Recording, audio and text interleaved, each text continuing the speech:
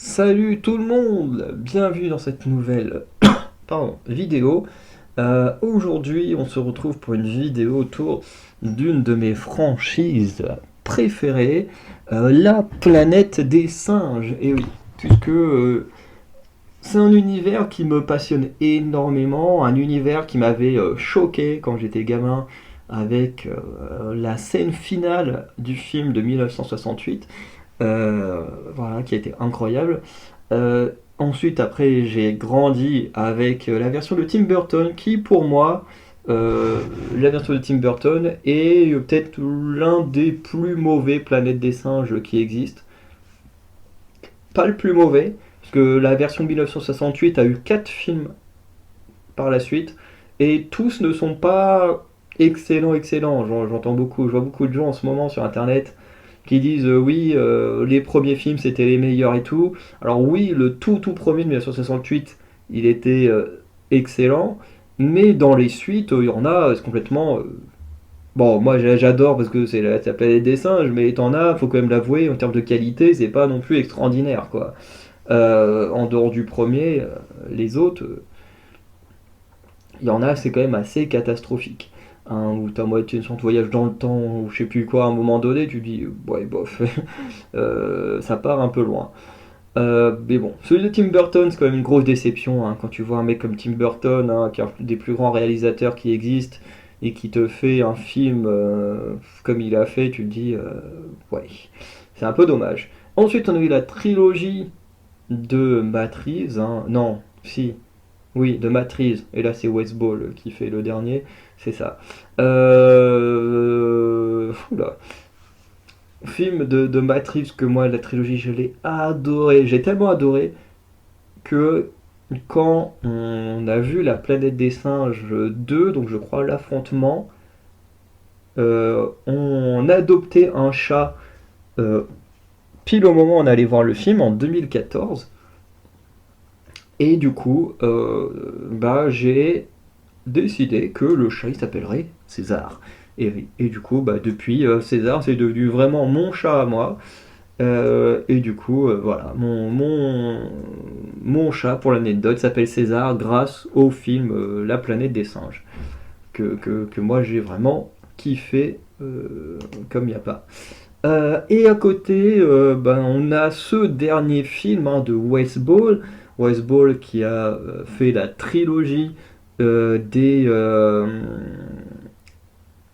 labyrinthes, voilà, hein, dont je suis un peu moins fan du premier labyrinthe. De toute façon, j'ai souvent du mal avec les premiers films, hein. Pareil pour La planète des singes, la trilogie de César. J'ai un peu plus de mal avec le premier, et ensuite j'aime beaucoup les deux autres. Le premier est très très bien pour poser les bases de l'univers, hein, mais c'est vrai que c'est quand même celui avec lequel, de la trilogie de César, c'est quand même celui que j'aime le moins, le premier. Bon, encore une fois, c'est parce que je l'aime moins, ça veut pas dire que je l'aime pas, hein. Voilà. Euh, à côté de ça, qu'est-ce que je voulais dire? Euh, oui, la Voice Ball qui a fait les trilogies labyrinthes et le 2 et 3 que je surkiffe. Voilà. Donc Baseball, réalisateur qui pour moi était plutôt rassurant quant à ce nouvel opus. La bande-annonce était très rassurante pour ce nouvel opus. D'ailleurs, il va falloir que je contacte mon cinéma pour essayer de commander une affiche parce que les affiches sont vraiment très très belles. Surtout celui il est à cheval avec soleil sur le bras là. Vraiment stylé comme affiche. Je veux cette affiche dans. Bon, j'ai plus beaucoup de place dans cette chambre-là, mais je veux quand même l'affiche. Parce que j'ai des affiches de César. Je pourrais un jour me faire un petit truc avec César et Noah à côte là en affiche. Ce serait trop stylé. Bref. En tout cas, comme vous le sentez, le film, je l'ai adoré. Bon, mes souvenirs commencent à monter un peu parce que là, on est lundi midi quand j'enregistre. Et le film, je l'ai vu samedi soir. Mais du coup, samedi soir, j'étais en famille.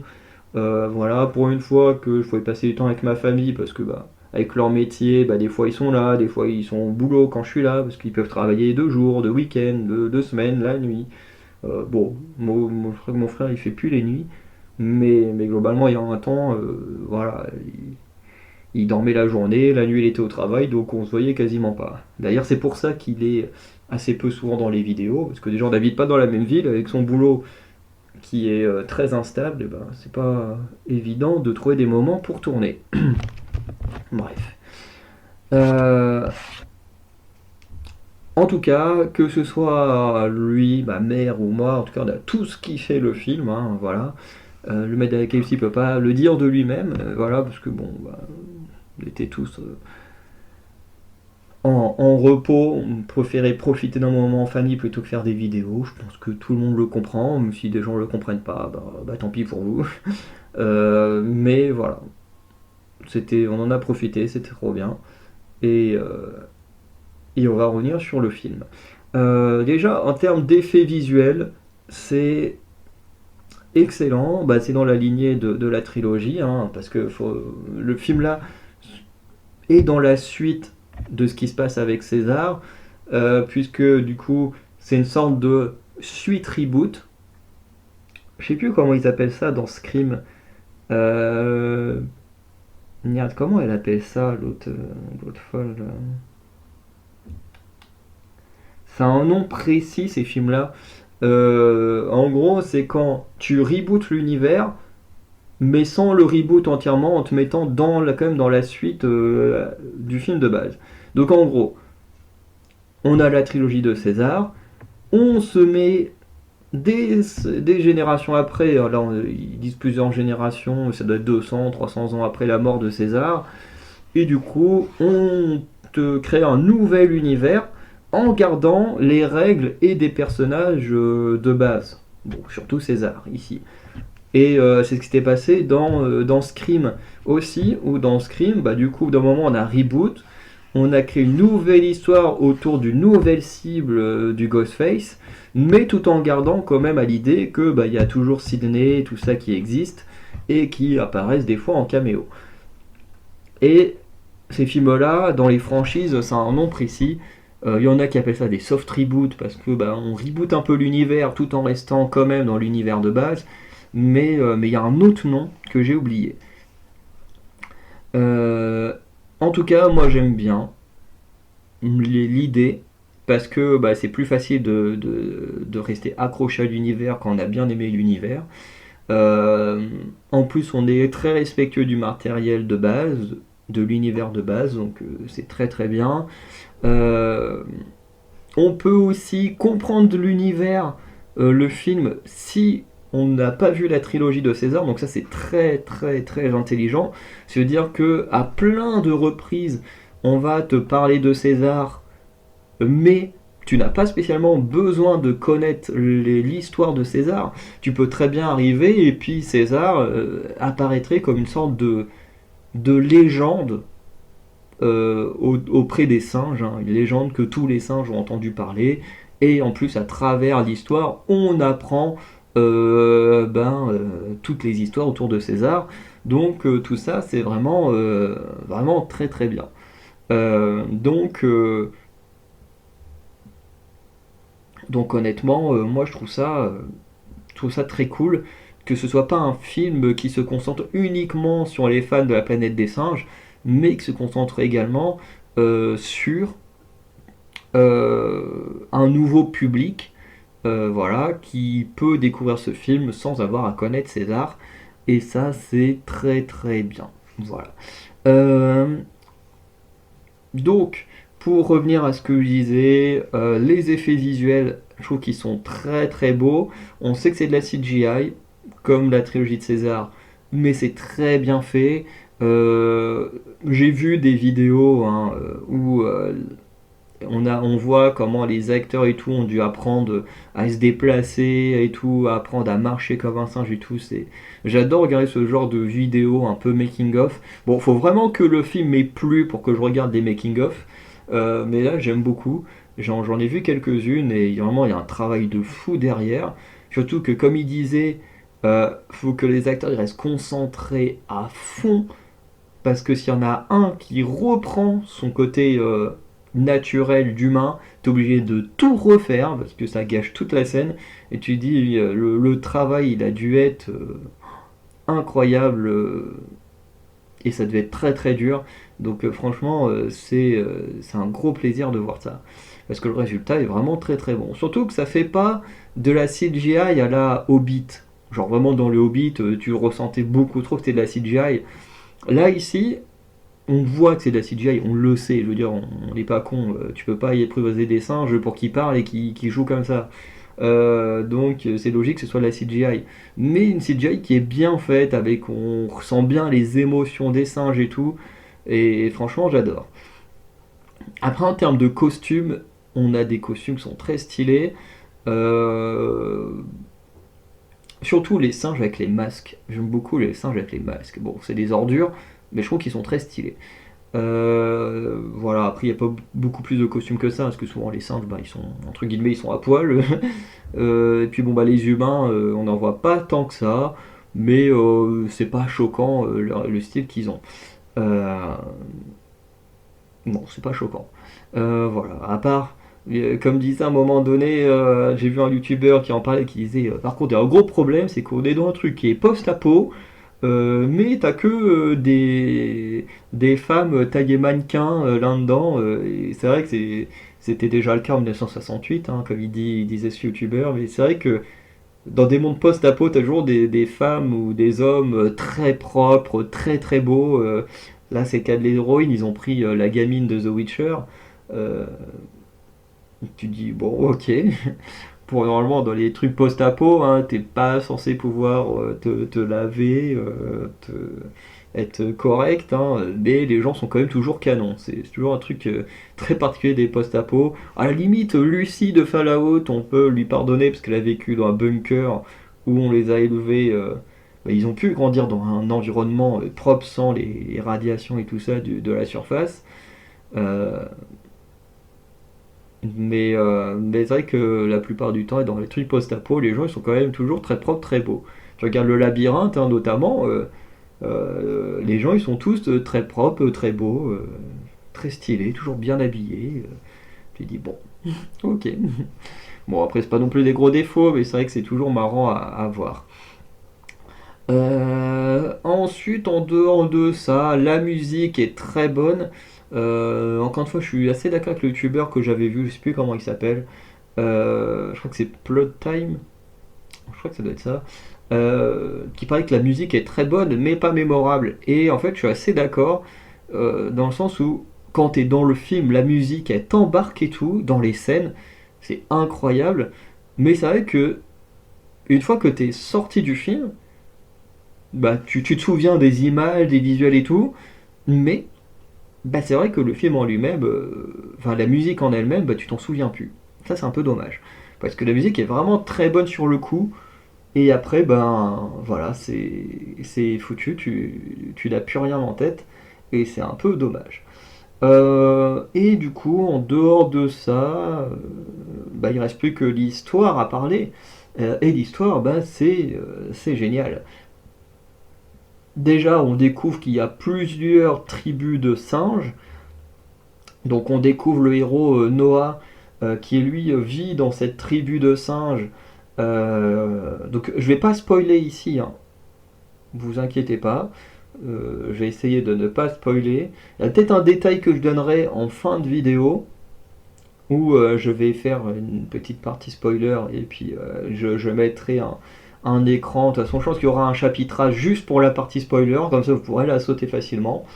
Euh, mais Mais globalement, on découvre qu'il y a plusieurs singes, enfin tribus de singes. Donc il y a celle qui vit avec les aigles, qui est la tribu de Noah, qui est vraiment stylée. Le décor et tout, c'est super stylé. Tout ce rapport entre l'homme et l'oiseau, tout comme nous, on avait les humains, notre rapport avec les chiens, avec les chats et tout ça. Je trouve ça très cool. Euh, on apprend qu'il y a une autre tribu, du coup, qui est la tribu de Proximus César, qui est ce singe avec la couronne, qui lui habite en bord de mer, et qui, du coup, c'est vrai que quand on regarde la bande-annonce, on sait pas trop ce qu'il veut, celui-là, et son objectif est pas déconnant. Voilà. Euh, Franchement, il est assez intéressant comme singe, en plus, je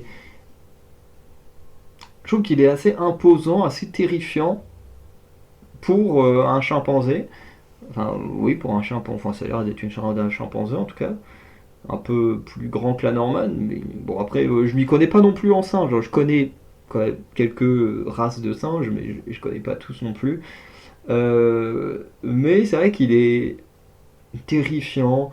Il a un côté très manipulateur. Ce qui change de Koba notamment, hein, qui lui était juste dans la haine et tout. Là, c'est juste un singe qui a son royaume et qui a un objectif en tête et qui est prêt à tout pour réussir son objectif. Mais qui n'a rien à voir avec le fait d'exterminer les humains ou quoi que ce soit. Au contraire, il a même son humain de compagnie. C'est très drôle. Euh, voilà. Et du coup, en gros, toute l'histoire, parce que la bande-annonce est assez trompeuse, mais sans spoiler, en gros, l'histoire, c'est Noah qui va partir dans la tribu de César, du Proximus César, pour récupérer quelque chose ou autre là-bas. Voilà, sans trop en dire. Et du coup, Noah va grandir à travers cette histoire, hein. Au début, c'est juste un singe un peu peureux, un peu. Enfin, oui, pas non plus des plus courageux, hein. On va dire il a jamais vécu de guerre ou quoi que ce soit. En plus, il fait partie d'une tribu qui n'a jamais entendu parler de César. Et du coup, il va partir dans toute une quête où il va du coup rencontrer la meuf de The Witcher, où il va également rencontrer un autre singe qu'on voit dans la bande-annonce. Et ensemble, ils vont mener toute une quête euh, qui est plutôt cool à suivre. Et d'ailleurs où Noah va se forger en découvrant petit à petit les histoires autour de César, le tout premier ancien, comme ils appellent ça. Et je trouve ça très très cool parce que lui il va essayer de se forger avec les préceptes qu'on lui donne de César, mais en attendant, les singes au masque, eux, ils suivent également les préceptes de César, mais en les ayant totalement modifiés. Je veux dire, ils ont interprété pas les textes, mais les paroles de César de la façon qu'il les arrange. Je veux dire, c'est un peu comme les gens avec les religions, attention à ce que je vais dire, mais globalement, quand tu prends un texte religieux, techniquement, c'est juste un texte. Les gens le suivent et ils en font un peu ce qu'ils veulent en fonction de ce que des individus dans leur religion représentent et tout ça. Mais on l'a très bien vu que tu as des gens qui vont respecter ces textes dans le bien et faire des très bonnes choses. Et quand je dis des textes religieux, je parle de tous, hein. Je ne prends pas une religion en particulier. Mais tu as aussi des gens qui vont réinterpréter les textes pour faire de la merde à côté. Et bon, là, vous vous doutez de quel genre de personne je parle. Et ici, dans le Planète des Singes, c'est pareil, c'est que tu as les paroles de César qui font un peu acte de préceptes, de commandements, pour revenir sur la religion, et certains décident de suivre ces commandements à la lettre, et d'autres décident de les détourner pour faire uniquement ce qu'ils ont envie. Et j'aime beaucoup cette façon de voir, surtout que c'est assez comique, assez ironique plutôt, que le singe qui reprend les préceptes de César sans les respecter soit un mec qui s'appelle aussi César. Bon, c'est assez marrant. Mais j'aime beaucoup l'utilisation des commandements de César et tout. D'ailleurs, la scène d'intro, elle est incroyable. euh, qui du coup est un peu un moyen de, de faire le lien entre la trilogie de César et les films d'aujourd'hui. Enfin, parce on se doute bien qu'il y aura des suites, hein, vu comment ça se termine. Euh, et voilà. Du coup, comme je disais, voilà, il y a toute cette aventure pour Noah qui va grandir. Nova, est-ce que j'ai l'impression que toutes les femmes s'appellent Nova, hein, parce que de mémoire, Nova, c'est le nom que César il donne à la gamine du troisième film. Mais je crois que c'est Nova, je crois que c'est aussi le nom de la femme avec qui le héros il part à la fin du un et pendant le 2. Je crois qu'il l'appelle Nova aussi, en fait, je crois. Mais à un moment, t'as un sage un peu qui dit, de toute façon, toutes les femmes l'appellent toutes Nova. Mais je crois que dans tous les planètes des singes, effectivement, je crois que la plupart des femmes qui sont avec un héros s'appellent Nova. Si ma mémoire est bonne. Mais j'ai trouvé ça assez marrant. Euh, D'ailleurs, on a un clin d'œil à César un peu partout dans le film, c'est que beaucoup ont ce symbole, vous savez, du cercle, avec le sort de losange à l'intérieur, qui en gros était le dessin qu'avait fait César dans sa cellule, dans le tout premier film, euh, qui représentait la fenêtre de la pièce où il a grandi, par laquelle il regardait le monde extérieur. Et c'est assez marrant parce que c'est devenu un symbole. Chez Proximus, tu as le symbole qui est sur le navire dans lequel il vit, hein, qui est un navire échoué, hein, vous inquiétez pas, les singes ne conduisent pas de bateau. Euh, et tu as aussi cette sorte de confrérie de singes là qui... Bon, je vais reprendre mon explication, parce que je sais pas pourquoi mon Audacity a planté. Heureusement, j'ai pu récupérer les données. Bref. Mais du coup, ce que je disais, c'est que ce qui est intelligent, enfin, si, c'est que du coup, pour des gens qui connaissent pas la trilogie de César, c'est un symbole un peu comme un autre. Donc pour ceux qui connaissent, on sait d'où ça vient et c'est très cool. Donc voilà. À côté de ça, Nova, qui a aussi un autre nom, et un passage assez intéressant. La bande-annonce a l'air de la travailler comme dans les premiers films, euh, mais on va découvrir d'autres choses. D'ailleurs, on va découvrir plein de choses à travers ce personnage. Et ce qui est intéressant en fait avec le méchant Proximus, c'est que en fait, tu sens qu'il cherche à manipuler Noah, mais qu'en même temps, en fait, ce qu'il dit est vrai. Quand il dit que les singes ne peuvent jamais faire confiance aux humains, à la fois tu sens qu'il essaie de manipuler, et en même temps, il a pas tort, hein. Nous les humains, on est vraiment cons. Mais franchement, il se passe vraiment plein de choses qui sont hyper intéressantes. Bon, le film est un peu long, je sais que des gens ont critiqué la longueur, notamment le début. Mais moi je trouve que le film, après c'est peut-être parce que j'aime bien aussi les films qui sont longs, et qui posent bien les bases et tout, quand l'histoire est bonne aussi. Mais moi, je trouve que ça m'a pas trop dérangé. Bon, mon frère, il s'est un peu endormi pendant un moment où c'était assez mou. Et après, bon, il a quand même kiffé tout ce qu'il a vu. Mais après, voilà. Mais,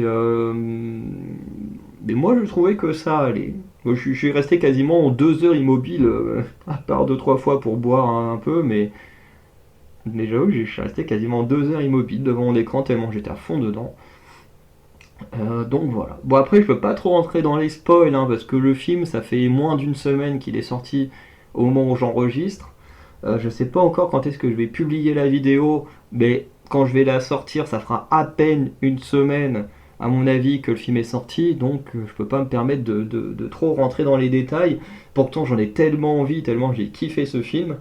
D'ailleurs à la fin du mois c'est mon anniversaire, enfin dans 13 jours au moment où j'enregistre.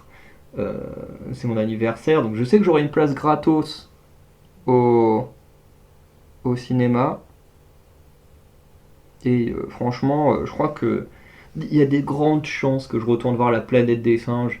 S'il n'y a pas un truc autre qui vraiment m'intéresse, parce que honnêtement, Fall Guy, j'en ai rien à foutre. Honnêtement, parce que Ryan Gosling pour moi c'est un des acteurs les plus surcotés, hein. Désolé pour ce que je dis, moi, ça va peut-être pas plaire, mais je trouve qu'il est surcoté de fou.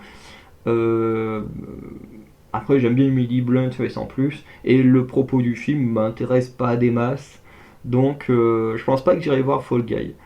Mais juste me refaire la planète des singes pour le kiff, parce que j'adore cet univers. En plus, quand t'es dans la salle avec la musique et tout, c'est juste. En fait, c'est juste génial, quoi. Et j'ai juste envie de revoir ça tellement j'ai kiffé. Donc je me dis, au lieu de repayer, enfin de payer là 12 balles au pâté, autant attendre d'avoir une place gratos, hein. Bref.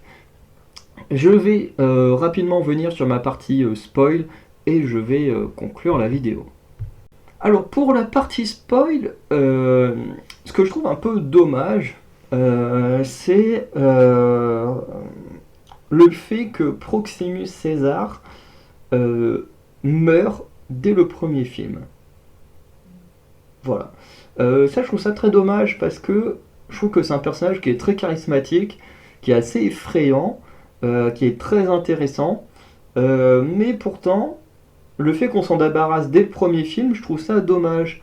Parce que je trouve que ça aurait pu être une sorte d'ennemi récurrent dans l'histoire et ça aurait été tout aussi intéressant. Que là il le tue dès la fin du film et je me suis dit c'est un peu dommage parce que bah, qu'est-ce qu'on va faire par la suite? Est-ce qu'on va à nouveau nous faire une histoire les humains contre les singes? Vraiment? On va vraiment nous refaire ça? Euh, je sais pas si c'est une bonne idée. Moi je trouverais ça dommage, c'est bon, des humains contre les singes on en a bouffé. Euh, Après si c'est bien abordé, parce que là, globalement, ce qu'on se rend compte à la fin, c'est que finalement, beaucoup d'humains ont été décimés par les maladies et tout ça, mais certains ont réussi à survivre, notamment en se cachant du monde des simples, donc en allant sous terre, dans des bunkers. Et l'idée de l'héroïne de The Witcher, enfin la gamine de The Witcher, c'est de justement permettre aux gens des différents bunkers de s'allier, enfin de se connecter entre eux, très certainement de s'allier pour reprendre leur place sur Terre, puisqu'à la base, entre guillemets, ça leur appartenait, puisque bon, avant les humains, il y avait déjà un règne animal. On est passé d'un règne animal, un règne humain, on est revenu sur le règne des singes, donc un nouveau règne animal, et je pense que sur la suite, les humains vont vouloir reprendre leur planète. Donc si c'est bien fait, ça va, ce sera pas non plus trop dérangeant. Mais c'est vrai que c'est dommage de revenir aussitôt sur une guerre entre humains et singes. Parce que je suis quasiment sûr que c'est ce qu'on aura, un nouveau conflit entre les deux peuples. Et je pense qu'on découvrira sûrement d'autres tribus de singes et tout ça, hein. Euh, mais voilà. Tout ça pour dire que j'ai trouvé ça dommage qu'on tue Proximus César dès maintenant, parce que je le trouvais plutôt intéressant, et en plus il arrive très tard dans le film, hein. Proximus César, il apparaît à partir de la moitié du film, hein, si je dis pas de conneries. Donc il apparaît quand même très très tard. Et par contre, effectivement, le développement de Noah et sa relation avec Nova, ou de son autre nom, May, est vraiment très très cool. Et j'ai hâte de voir ce que ça donnera dans la suite des films. Autre chose petit intéressant, c'est toute cette histoire des bunkers et tout ça. Je trouve ça très très cool parce que dans les tout premiers Plats des dessins, j'ai aussi un des films, je sais plus si c'est le deuxième ou le troisième, où à un moment donné ils vont, alors c'est pas réellement des bunkers, ou ça peut être considéré comme des bunkers, je sais plus trop comment ils appellent ça dans le film, mais en gros ils vont sous terre, et en gros t'as des humains un peu chelous qui vivent sous terre et tout. Euh, et j'aime bien parce qu'ici, on nous fait un petit clin d'œil en mode et regardez, dans les planètes des singes des années 70, il y avait des hommes qui vivaient sous terre. Bah là, hop, là c'est pareil, il y en a certains pour survivre. Ils ont décidé de survivre en vivant sous terre et tout. Donc, franchement, j'aime bien l'idée. Ça fait un petit clin d'œil à la première série. Et en même temps, ben, ça n'est en aucun cas une copie de la première série. Donc je trouve ça vraiment très très cool. Euh, voilà, je pense que je m'arrête là pour la partie spoil, hein, et on va pouvoir conclure. Donc, en conclusion, eh ben, j'ai envie de dire qu'on a un très très bon film, hein. Après, est-ce que c'est aussi bien que La planète des singes de César? Eh ben, c'est très difficile à dire, hein, puisque ben, notre ami César a eu une trilogie, on a eu le temps de les découvrir de bébé jusqu'à sa mort. Donc voilà. Donc César a eu une épopée très très bien développée qu'on a tous suivi entre guillemets pendant trois films et qui a été incroyable, hein. César qui a quand même énormément marqué le cinéma selon moi, ou du moins le cinéma de ces dernières années. Et pour l'instant, c'est vrai que pour Noah, il a un très très bon développement, franchement, dans ce film, il a un développement qui est très très cool. Mais c'est vrai que c'est encore difficile de se faire un comparatif entre lui et César, puisque bah, Noah est qu'à son premier film, là où César, on a vu toute l'histoire complète. Mais je pense qu'avec le temps, Noah a de quoi devenir une nouvelle figure de cette saga La planète des singes, et surtout une grosse figure de cette saga, puisque ben, le personnage est hyper intéressant, il est super bien développé, et j'ai hâte de voir où on va aller dans les prochains films avec lui, et notamment avec Nova également, qui est un personnage vraiment très très intéressant. Donc, je m'arrête là. Si vous avez vu La planète des singes, n'hésitez pas à me dire ce que vous en avez pensé en commentaire, sans spoiler euh, tant que le film est encore au cinéma. Et sinon, bah, pour ceux qui ne l'ont pas encore vu, et ben franchement, allez le voir, parce que c'est un très très bon film. Si vous aimez Les planètes des singes, vous allez juste kiffer, surtout si vous avez aimé la trilogie de César. Et si c'est pas trop votre tasse de thé, ben si vous avez l'occasion, quand même tentez votre chance parce que bah, c'est quand même c'est quand même un très très bon film. Donc franchement, vous ne serez pas perdant en allant voir ça au cinéma. Bref, je vous souhaite une bonne journée, une bonne soirée et je vous dis à très bientôt pour de nouvelles vidéos. Ciao tout le monde.